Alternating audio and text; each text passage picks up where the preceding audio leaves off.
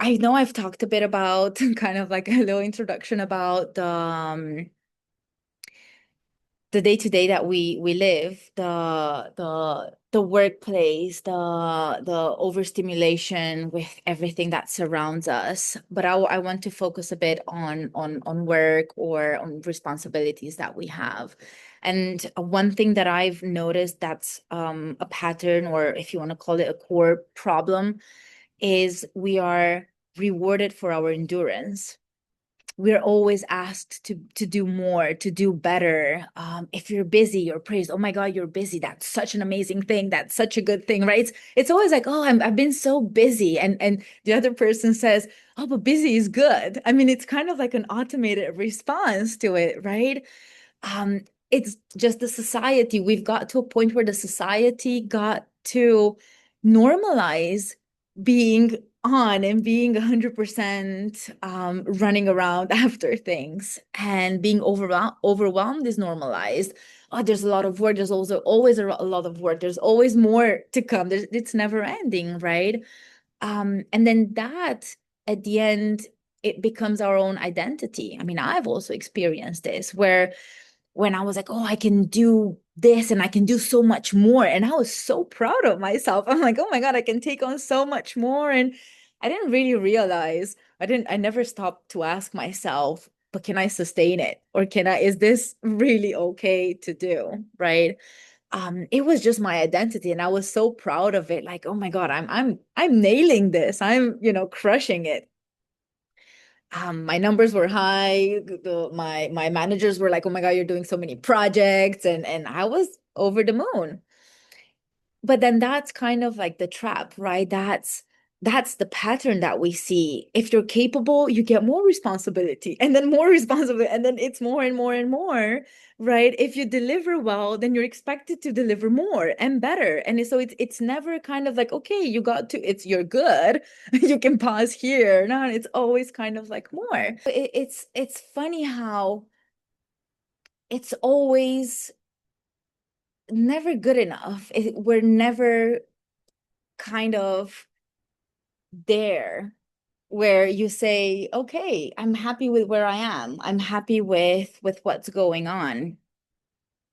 And a lot of women say, okay, but I'm doing well. I'm doing fine, but I don't feel it. I don't feel well. I don't feel successful. I don't feel fulfilled. I was one of those women where I said, like, yeah, my numbers are amazing. I have like the biggest client in the company. I'm like, we're nailing it. And I was like, but something's missing. I want more. I was like, there was kind of this unfulfillment, because I didn't realize I wasn't aligned, right? And it wasn't enough. It didn't always 100% feel right. I mean, it was good enough at some points, but then it wasn't at all. And then it was hard for me at that point to identify why, because that's not a skill that we're learned. We're taught. We're taught to be resilient, and we're taught to be to endure, and kind of like, oh, no pain, no gain. Who has heard about no pain, no gain? Kind of everything that's worth having, right? You need to go through strain and pain and endure it. And it's like not everything needs to be that difficult.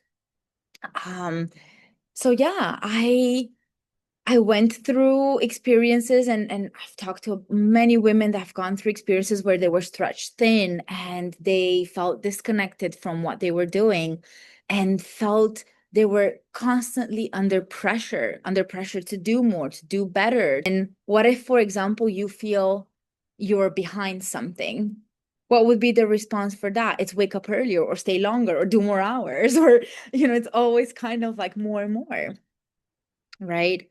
And then that kind of makes me wonder, what if, you know, the issue isn't the effort that you need to put in, because everything that we're seeing, and all these companies are asking you to do more with less and put more effort and do three people's jobs. And what if that's not the issue? It's actually misalignment.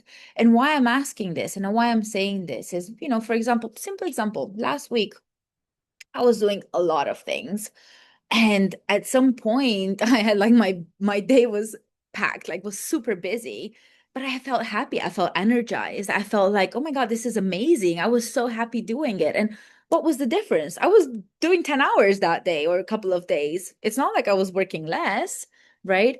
The difference was that I was doing things that were aligned to what I should be doing, to myself, what makes me happy, what makes me feel fulfilled.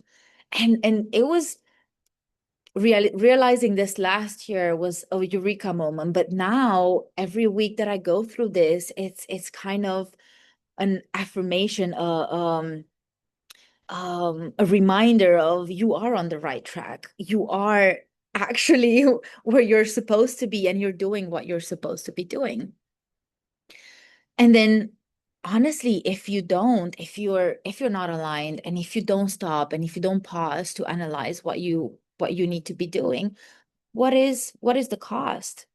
Your mental cost is always being on, your nervous system's always activated. And what does that bring? You get decision fatigue because your mind is always kind of in overdrive. And then you're sometimes maybe even incapable of making decisions or the right decisions because you're not rested enough. You're just fatigued, and your brain is kind of like ready to shut down and be like, I just want to get under my covers and sleep for a week, and then, wake me up when this is done, kind of thing. And then ultimately that ends up in you not trusting yourself and feeling like that you're maybe not good enough, or that your decisions are not good enough, because of course you're not getting a break. And so if you're not getting a break, you make errors in your decisions, or maybe some slight errors in judgment, and you're doubting yourself that I'm not capable to make the right decisions for myself. And that's not because you're incapable, because you're very much capable. It's because the direction that you're going towards and what you're grinding towards is not yours, and it doesn't feel aligned to what your heart and what your soul needs to do.